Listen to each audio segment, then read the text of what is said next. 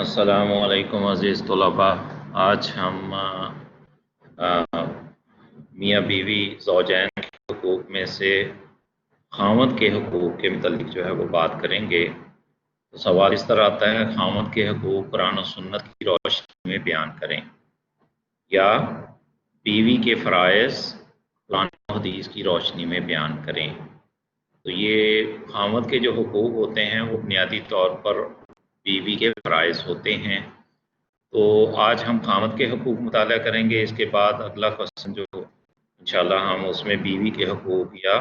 خاوند کے فرائض کو ڈسکس کریں گے۔ تو آغاز کرتے ہیں اس کا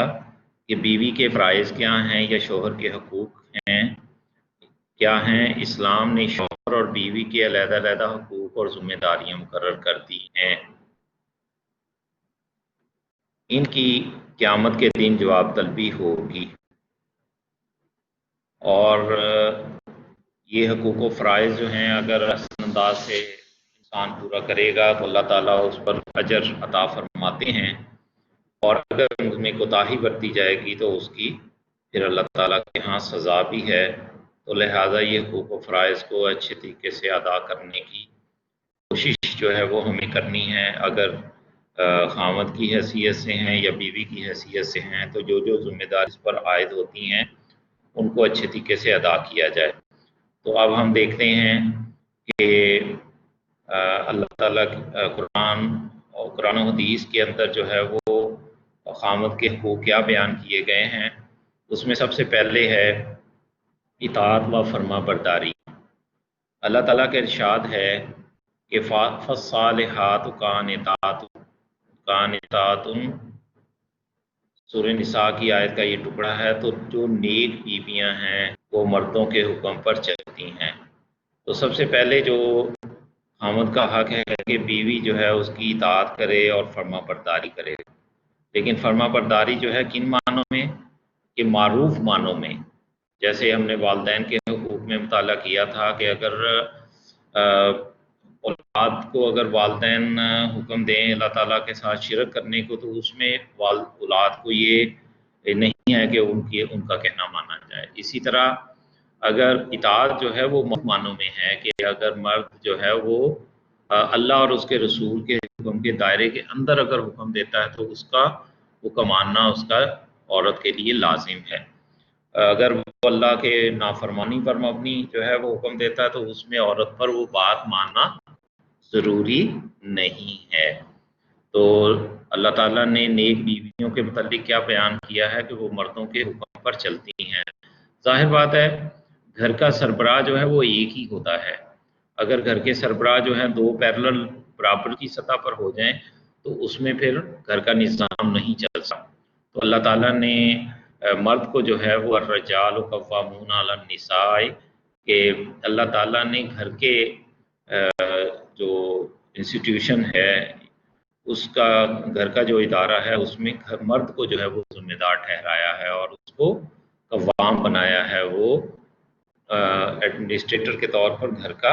سربراہ ہے۔ تو لہٰذا سربراہ بھی وہی ہوتا ہے جس کا پھر کہنا بھی مانا جا رہا ہو۔ تو اس لیے اللہ تعالیٰ نے بیویوں کے حوالے سے کہا کہ وہ اپنے خاوندوں کی حکم پر چلتی ہیں۔ اور نبی صلی اللہ علیہ وسلم نے اس بارے میں کیا فرمایا کہ آپ صلی اللہ علیہ وسلم نے فرمایا کہ اگر بیوی اس تگ و دو میں رہے کہ اس کا شوہر اس سے راضی ہو تو وہ عورت یقینی طور پر جنت کی مستحق ہے۔ تو اس سے کیا پتہ چلتا ہے کہ اگر عورت جو ہے وہ خاوند کی خوشنودی حاصل کرنے کی یہ جو ہے وہ پیش قدمی کرتی ہے تو اس اللہ کے رسول صلی اللہ علیہ وسلم جنت کی بشارت جو ہے وہ سنا رہے ہیں۔ دوسرا حق جو خاوند کا ہے وہ کیا ہے؟ مال اور آبرو کی حفاظت۔ کہ جو بیوی ہے وہ خاوند کے مال کی، ظاہر بات ہے خاوند جو ہے وہ اپنے معاش کے سلسلے میں اس سے باہر جانا پڑتا ہے، تو اس دوران میں اس کا جو گھر میں مال و دولت ہے اور اسی طرح عورت کی جو اپنی آبرو ہے اس کو جو ہے وہ یہ اس کی حفاظت کرے، کیونکہ امانت ہے اس کی آبرو جو ہے وہ عورت جو ہے وہ اس کی آبرو ہے، لہٰذا اس کو کسی اور مرد کے ساتھ جو ہے کوئی کسی قسم کا کوئی تعلق قائم نہیں کرنا۔ تو اس میں اللہ تعالیٰ ارشاد کیا فرماتے ہیں سورہ نساء کی آیت نمبر 34 میں ہی، حافظات للغیب بما حافظ اللہ، اور ان کے پیٹھ پیچھے خدا کی حفاظت میں مال و آبرو کی خبرداری کرتی ہیں، کہ جس کا اللہ نے حفاظت کا حکم دیا ہے تو اس کی حفاظت کرنے والی ہیں۔ تو یہ بیوی کا فرض ہے اور خامد کا یہ حق ہے اس کے مال کے حوالے سے بھی یہ بات نوٹ کر لیں کہ اگر خامد نے مال جو ہے بیوی کو سپرد کیا ہوا ہے اور اس میں اس کو اجازت نہیں دی کہ تم اس کو خرچ کرو، تو جب وہ اس مال میں سے اتنا ہی خرچ کر سکتی ہے جتنی اسے اجازت ہے، ورنہ وہ اس کے مال میں سے تصرف نہیں کر سکتی، استعمال نہیں کر سکتی۔ تو اس لیے مال کی حفاظت بھی اور دوسرا یہ ہے کہ اپنی عزت کی حفاظت بھی عورت کی ذمہ داری ہے کہ بعد میں کی خامد کی جو ہے وہ ان چیزوں کی حفاظت کرے۔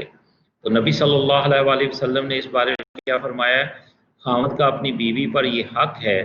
کہ وہ اس کے بستر کو کسی دوسرے شخص سے پامال نہ ہونے دے۔ یہی بات ہو رہی ہے آبرو کی حفاظت کا مطلب یہی ہے کہ وہ کسی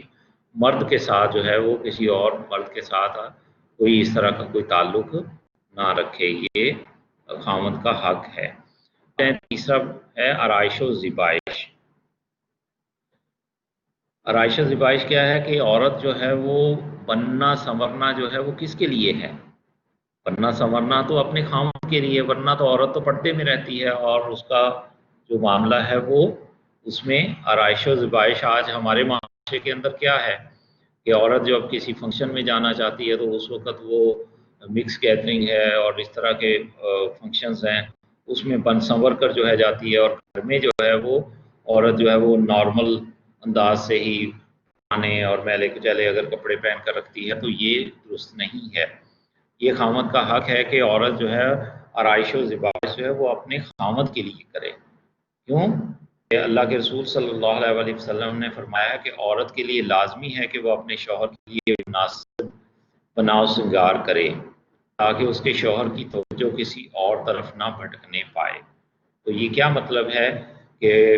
عورت کو جو ہے جب اپنے گھر کے اگر معاملات کو مینیج کر رہی ہے، گھر کے کام کاج ہیں، اس میں جب خامد کے آنے کا وقت ہے تو اس وقت ان کاموں کو سمیٹ لے اور ان کو مینیج کر لے اور اپنے آپ کو جو ہے وہ مینٹین کرے، اپنے کپڑے لباس اور اپنی حیت کو جو ہے وہ بہتر بنا کر رکھے تاکہ خامد آئے تو اسے مطلب ایک خوشگوار ماحول جو ہے وہ گھر میں ملے۔ تو یہ خامد کا حق ہے اور بیوی کا فرض ہے کہ آرائش و زیبائش جو ہے وہ صرف اپنے خامد کے لیے ہی کرے۔ آگے دیکھتے ہیں کہ نبی صلی اللہ علیہ وآلہ وسلم نے اس بارے میں کیا فرمایا کہ اچھی عورت وہ ہے کہ جب اس کا شوہر اسے دیکھے سے مسرت ہو، یعنی کہ اسے خوشی ہو اس چیز سے، اور وہ اسے حکم دے تو اطاعت کرے، اور اس کی عدم موجودگی میں اس کے مال اور اپنی آبرو کی حفاظت کرے۔ تو یہ اچھی عورت کے متعلق جو ہے نبی صلی اللہ علیہ وآلہ وسلم نے جو ابھی ہم نے قرآن مجید کی آیات کے حوالے سے بھی اس بات کو سمجھا، اور نبی صلی اللہ علیہ وآلہ وسلم نے بھی اس کی وضاحت فرما دی کہ عورت جو ہے وہ اپنے اور یہ نہیں ہے کہ عورت جو ہے وہ اپنا موڈ بنا کر رکھے، بلکہ شوہر جب اسے دیکھے تو اسے دیکھنے سے خوشی ہو، اور وہ جب کوئی بات کہے تو اس کا کہنا بھی مانے، اور عدم موجودگی میں اس کے مال اور آبرو کی حفاظت بھی کرے۔ اور اس کے بعد آ جاتا ہے کہ خاوند کا یہ حق ہے اور عورت کا یہ فرض ہے کہ وہ عزت و احترام بھی کرے۔ عورت کے لیے ضروری ہے کہ وہ اپنے خامد کی عزت بھی کرے۔ ظاہر بات ہے گھر کا سربراہ بھی ہے، گھر کے سربراہ ہونے کے ناطے اس کی عزت اور احترام جو ہے وہ لازم ہے، اور اطاعت بھی ہم پڑھ رہے ہیں وہ بھی ہونی چاہیے۔ تو احترام بھی ہونا چاہیے۔ احترام ہوتا ہے کہ انسان دلی آمادگی کے ساتھ جو ہے وہ کے لیے احترام جیسے ہوتا ہے کہ انسان کے دل میں، یہ نہیں ہے کہ بظاہر وہ کر رہا ہے اور اندر سے نہیں کرنے کو دل چاہ رہا۔ تو اس بارے میں نبی صلی اللہ علیہ وسلم نے کیا ارشاد فرمایا؟ اگر میں اللہ کے علاوہ کسی اور کو سجدے کا حکم دیتا تو بیوی سے کہتا کہ وہ اپنے شوہر کو سجدہ کرے، یعنی کہ اس کی عزت اور احترام جو ہے وہ اس درجے کا ہے سجدہ تو اللہ کے علاوہ کسی کو جائز نہیں ہے، تو لہٰذا اللہ کے رسول نے اس بات کو سمجھانے کی کوشش کی ہے کہ اگر اس چیز کا اللہ تعالیٰ اجازت دیتا کہ سجدہ اللہ کے علاوہ بھی ہوتا تو وہ بیوی جو ہے وہ اپنے شوہر کو سجدہ کرتی، تو لہٰذا یہ عزت و احترام کے حوالے سے یہ شدت جو ہے وہ بیان کر دی گئی ہے آپ کے سامنے کہ خاوند کی یہ حق ہے اور بیوی کا یہ فرض ہے کہ وہ اس کا عزت و احترام کرے۔ اب آ جائیں اس سے اگلا پوائنٹ جو ہے وہ شوہر کی خوشنودی۔ یہ بھی بہت اہم پہلو ہے کہ گھر کا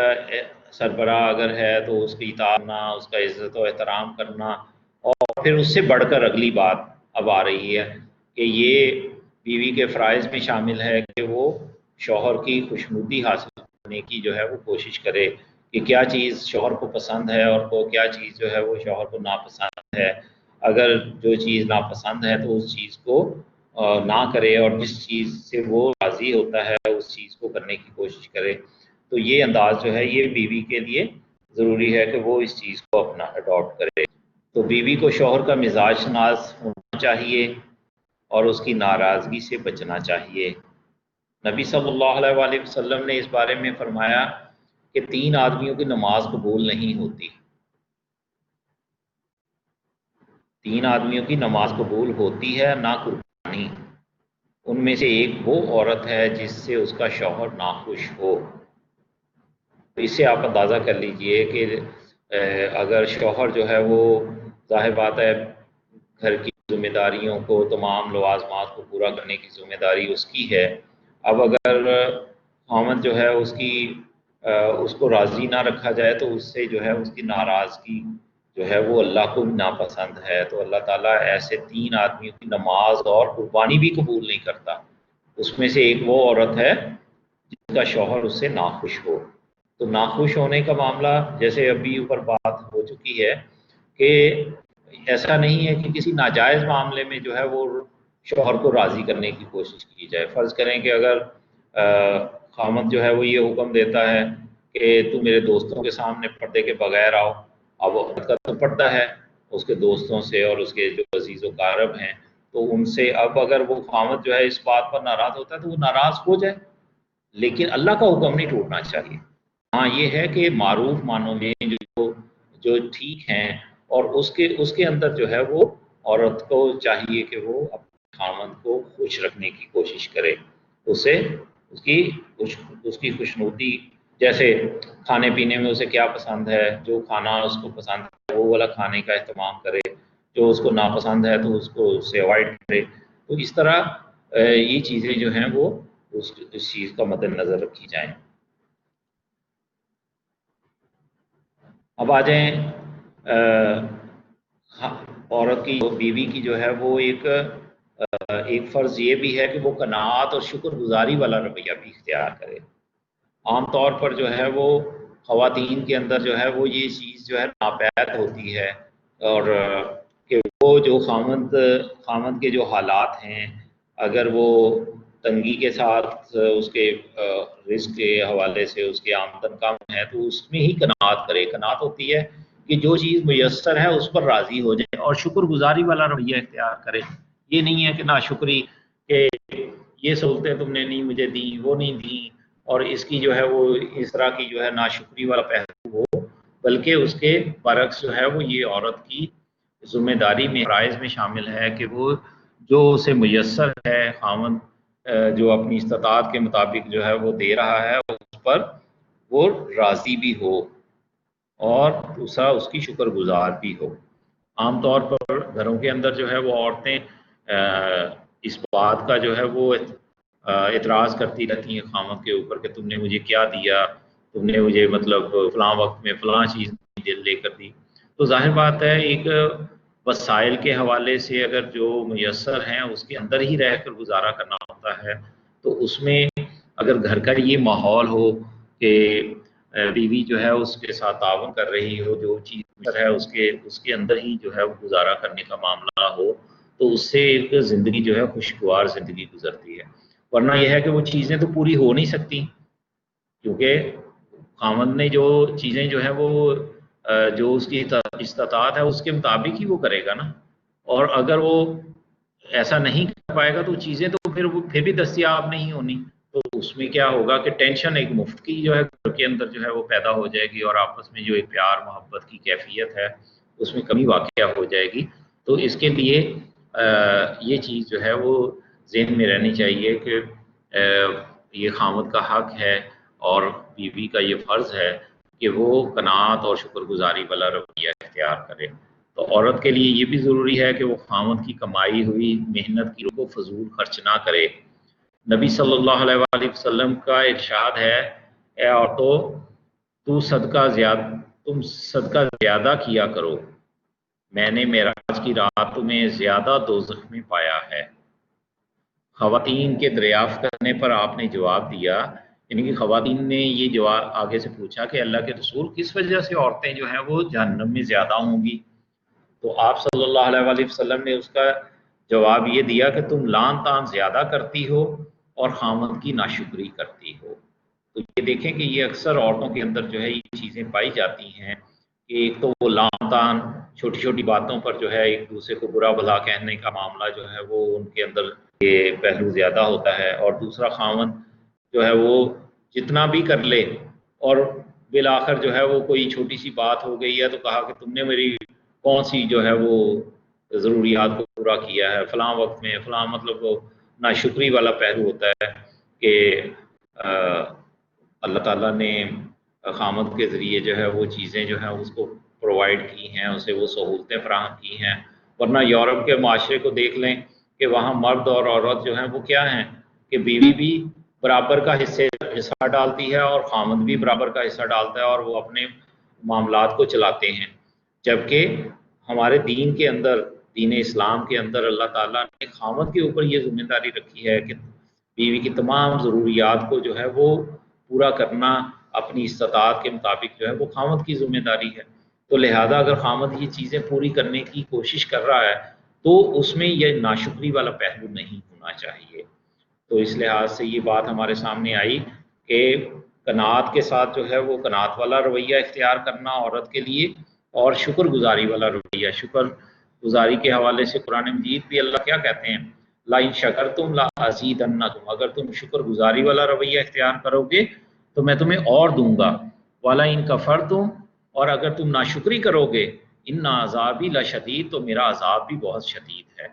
تو انسان کو جو میسر ہے اس پر اللہ کا شکر ادا کرے، اور جو میسر نہیں ہے، جو میسر ہے اس کے اوپر قناعت کرے، نہ کہ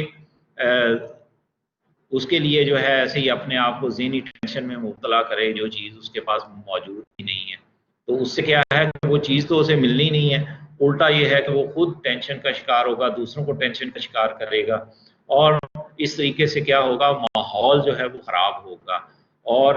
شیطان جو ہے وہ یہی چاہتا ہے کہ انسانوں کے درمیان میں، اور خاص طور پر میاں بیوی کے درمیان جو ہے وہ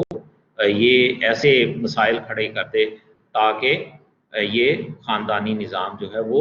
خراب ہو. تو اللہ تعالیٰ اس بارے میں بیوی کو یہ بیوی کے فرائض میں یہ چیز شامل فرماتا ہے کہ قناعت اور شکر گزاری والا رویہ جو ہے وہ اختیار کیا جائے. اب آ جائیں، اگلا پوائنٹ ہے کہ بیوی کے فرائض میں یہ بھی شامل ہے جو خامد کا حق ہے کہ اس کی اولاد کی تربیت کرنا. اب ظاہر بات ہے خامد تو ہر وقت گھر میں موجود نہیں ہوتا، بچے تو ماں کے پاس رہتے ہیں، تو ان کی تربیت کرنا، ان کا خیال رکھنا، انہیں اچھے آداب سکھانا، یہ ساری ذمہ داری جو ہے وہ والدہ کے اوپر زیادہ درجے میں آ جاتی ہے. تو اس لیے اولاد بیسیکلی خامد کی ہوتی ہے، تو اس لیے اللہ تعالیٰ نے یہ بیوی کے اوپر جو ہے یہ فرض عائد کیا ہے کہ وہ ان کی اولاد کی تربیت بھی کرے. ماں کی گود اولاد کی پہلی درسگاہ ہے. نبی اکرم صلی اللہ علیہ وآلہ وسلم کا ارشاد ہے کہ عورت نگہبان ہے اور اپنے شوہر کے گھر اور اولاد کے بارے میں جواب دہ ہے. جس طرح گھر کا سربراہ ہونے کے ناطے جو ہے وہ خامد جو ہے وہ ذمہ دار ہے، یا ایھا الذین آمنوا قوا انفسکم واہلیکم نارا، اے ایمان والو بچاؤ اپنے آپ کو اور اپنے گھر والوں کو اس آگ سے جس کا ایندھن پتھر اور انسان بننے والے ہیں. अलैहा मलाइकतुन गिलाज़ुन शिदातुन ला यासूनुल्लाह मा अमरहुम व यफ़अलून मा युमरून। उस पर फरिश्ते कौन से मुकर्रर हैं? तुंदखू और सख्त गिर किस्म के हैं, जो कि नाफरमानी नहीं करते और वो करते हैं वही जिसका उन्हें हुक्म दिया जाता है। तो ये तरबियत औलाद जो है, ये इसमें सबसे मेजर हिस्सा जो है वो वालदा का है, क्योंकि माँ की गोद के अंदर बच्चा है, उसकी तरबियत करना, उसको अच्छी बातें सिखाना, दुआएं सिखाना, अच्छे आदाब सिखाना और दीगर चीज़ों के हवाले से ये वालदा जो है वो पहली दरसगाह है। तो वाल खामद की भी जिम्मेदारी बनती है कि वो अपने इन चीज़ों के हवाले से मुआवनत फराहम करे, लेकिन औरत का इस लिहाज से ज़्यादा हिस्सा बनता है कि वो औलाद की तरबियत करे। और चूँकि खामद की औलाद होती है, इसलिए उसको ये कहा गया है कि औरत के फ़राइज़ में ये शामिल है कि वो औलाद की अच्छी तरबियत करे। वरना यह है कि शौहर के घर और औलाद के बारे में जवाबदेह है कि उसे जवाब तलबी होगी। अल्लाह ताला के यहाँ हिसाब किताब में ये चीज़ जो है पूछी जाएगी कि तुमने अपना रोल अदा किया था या नहीं अदा किया था। अब आ जाएं, इसके बाद आ जाता है 8वां पॉइंट है उल्फत व मोहब्बत। ये बीवी के फ़राइज़ में शामिल है कि वो खामद के साथ उल्फत और मोहब्बत के साथ पेश आए, और खामद का ये हक भी है कि औरत जो है उसके साथ जो है वो मोहब्बत वाला रवैया उसके साथ होना चाहिए। इस बारे में नबी अल्लाह ताला कुरान मजीद में क्या इरशाद फरमाते हैं, वमिन आयातिही अन खलक़ लकुम मिन अनफुसिकुम अज़वाजा। वमिन आयातिही, और उसकी आयात में से, निशानियों में से है, अन खलक़ लकुम, कि उसने पैदा किया तुम्हें, अनफुसिकुम, तुम्ही में से, अज़वाजा, जोड़े, ले तस्कुनू इलैहा, ताकि तुम एक दूसरे से सुकून हासिल करो, वजाला बैनकुम मवद्दतम व रहमा, और उसने तुम्हारे दरमियान मोहब्बत और रहमत जो है, मेहरबानी रहमत पैदा कर दी। तो ये अल्लाह ताला ने दोनों की तरफ जो है ये चीज़ पैदा कर दी कि एक मर्द जो होता है, एक औरत जो है, जब रिश्ता ज़वाज में मुंसलिक होते हैं तो उसमें उनके अंदर अल्लाह ताला ने ये मोहब्बत पैदा कर देता है कि वो सारी ज़िंदगी गुजारने का अहद व पैमान करते हैं। तो अल्लाह ताला उनके दरमियान में एक दूसरे से वो एक तो सुकून हासिल करते हैं, और दूसरा ये है कि एक ज़िंदगी जो है, एक ख़ानदान तरतीब पाता है, जिससे अल्लाह ताला ने उनके दरमियान में जो है वो मोहब्बत और उल्फत पैदा कर दी। तो इसमें औरत के लिए भी ये है कि वो खामद के साथ जो है वो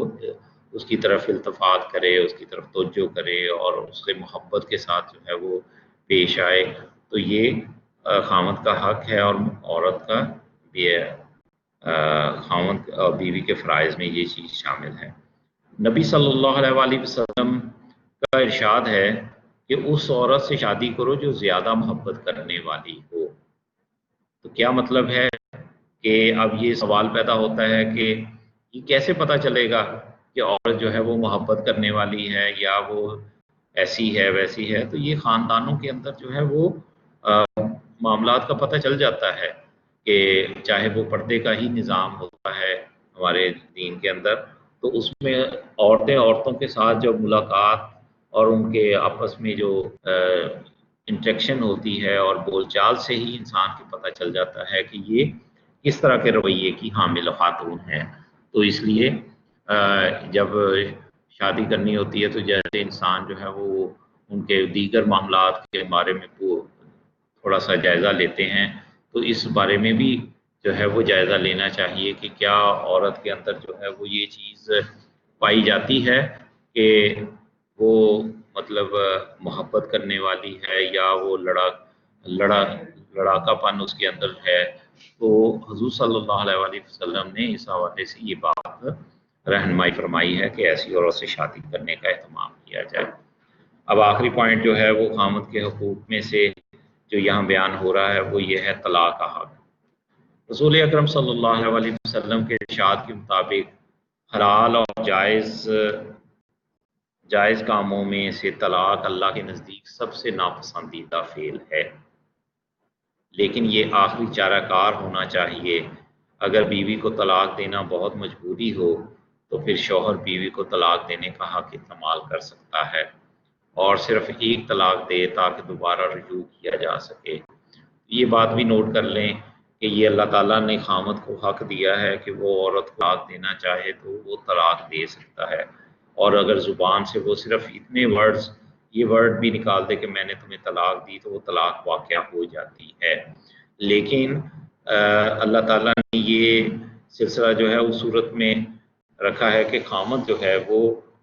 میاں بیوی کے درمیان میں ہم آہنگی نہیں ہے، یا کہ اوپر حقوق و فرائض جو بیان ہوئے ہیں اس میں عورت جو ہے وہ کمی کوتاہی کر رہی ہے، تو اس میں ایک سٹیج یہ آتی ہے کہ آپس میں فساد برپا ہونے کا معاملہ ہے، تو اس سے بہتر ہے کہ علیحدگی اختیار کر دی جائے۔ تو اس میں خامد کو یہ حق جو ہے وہ دیا گیا ہے کہ وہ عورت کو طلاق دے سکتا ہے، لیکن اس بارے میں اللہ تعالیٰ کا عرش جو ہے وہ کانپ جاتا ہے۔ ہر چیزوں میں سب سے زیادہ جو ناپسندیدہ عمل جو اللہ کو ہے، وہ اللہ کے نزدیک وہ طلاق ہے، لیکن اللہ ہی نے اس کی جو ہے وہ اجازت دی ہے کہ اگر معاملات جو ہے وہ بہتر طریقے سے نہ چل رہے ہوں تو پھر دونوں کو علیحدہ ہو جانا چاہیے۔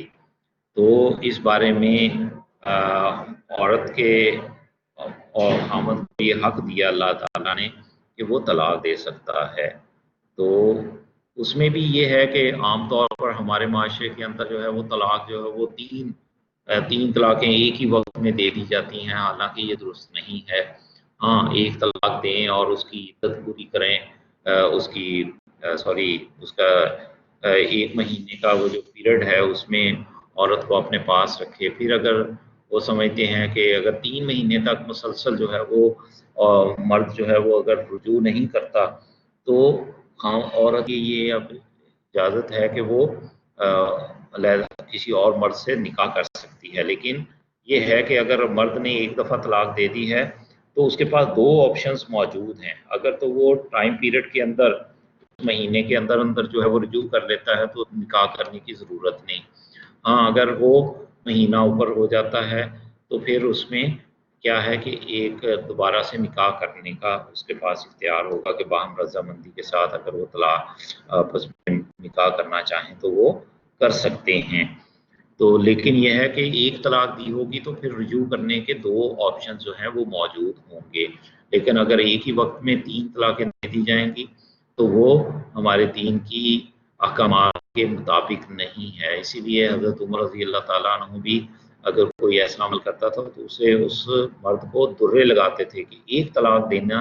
اور اس میں وہ پیریڈ کا گننا اور اس کے بعد جو ہے وہ اسے رخصت کرنا، چاہے وہ عورت جو ہے زندگی بھر جو ہے وہ اگر ایک ہی طلاق دی ہے اور ٹائم پیریڈ گزرنے کے بعد اگر عورت اور مرد کے درمیان میں علیحدگی ہوگی، وہ کسی اور سے شادی کر لیتی ہے تو اس میں 2 طلاق کا دوبارہ بھی امکان ہے کہ وہ کسی کے ساتھ اس عورت کے ساتھ کسی وقت بھی دوبارہ جو ہے وہ ہم آہنگی ہو جائے تو شادی کر سکتا ہے۔ تو اسی لیے یہاں یہ بات بیان کی گئی ہے صرف ایک طلاق دے تاکہ دوبارہ رجوع کیا جا سکے۔ اگر 3 طلاق دے دیں گے تو پھر اس کے بعد پھر رجوع کا معاملہ جو ہے نا وہ نہیں رہے گا۔ تو اللہ تعالیٰ یہ جو ہم نے احکامات جو ہیں وہ فرائض سیکھے ہیں اس میں عورت کے فرائض ہیں اور خامد کے حق ہیں، ان کو ادا کر کے ہمیں توفیق دے۔ اگلے سیشن میں ہم انشاءاللہ پھر اس کو دیکھیں گے کہ خامد بیوی کے حقوق کیا ہیں یا خامد کے فرائض کیا ہیں، تاکہ یہ بیلنس جو ہے اللہ تعالیٰ نے جو گاڑی ہے وہ بیلنس رکھی ہے حقوق و فرائض کے حوالے سے، کہ ایک طرف جو ہے وہ مرد کے حقوق ہیں اور دوسری طرف عورت کے حقوق ہیں۔ اور مرد کے جو حقوق ہیں، خامد کے جو حقوق ہیں، وہ عورت کے فرائض ہیں، وہ عورت نے کرنے ہیں، اور اسی طرح جو عورت کے حقوق ہیں اب وہ مرد کے فرائض ہیں اور وہ مرد نے ادا کرنے ہیں، ان کو پورا کرنا ہے۔ انشاءاللہ ہم اب اس کے بعد عورت کے بیوی کے حقوق کو جو وہ ڈسکس کریں گے جو کہ خامد کے فرائض میں شامل ہوگا۔ تو اس وقت تک کے لیے اگلے لیکچر کے ساتھ پھر دوبارہ جو ہے وہ حاضر ہوں گے، ملاقات ہوگی۔ تو السلام علیکم ورحمۃ اللہ وبرکاتہ۔